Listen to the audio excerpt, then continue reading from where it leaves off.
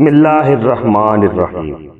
مشہور قول ہے، جس نے اپنے آپ کو پہچان لیا اس نے اللہ کریم کو پہچان لیا۔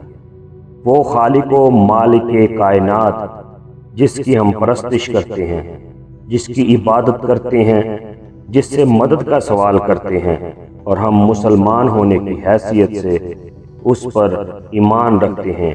آئیے جناب محمد خالد جذبی صاحب کی اس مختصر تحریر سے اس مالک خالق کائنات کو آج پہچاننے کی کوشش کرتے ہیں۔ خدا کی پہچان کا سفر ایک فطری سفر ہے۔ وہ اتنا آسان ہے کہ ہر آدمی عین اپنے قریب سے اسے شروع کر سکتا ہے۔ مثلا بیان کیا جاتا ہے کہ ایک عرب بدو سے سوال کیا گیا، اللہ رب العالمین کے وجود کی دلیل کیا ہے؟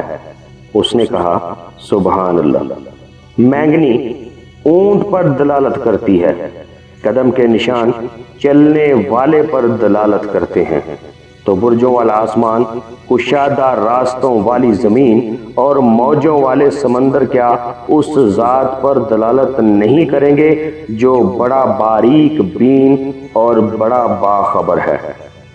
سامعین، یہ ایک عام انسان کا واقعہ ہے۔ اس سے اندازہ ہوتا ہے کہ خالق کی پہچان کا معاملہ اتنا آسان ہے کہ ہر انسان اپنی فطرت کے تقاضے کے طور پر اپنی قریب ترین مثال سے سمجھ سکتا ہے۔ خالق کی پہچان کے لیے کسی لائبریری میں جانے یا دور کا سفر کرنے کی ضرورت نہیں ہے۔ شرط یہ ہے کہ آدمی متلاشی یعنی سیکر ہو۔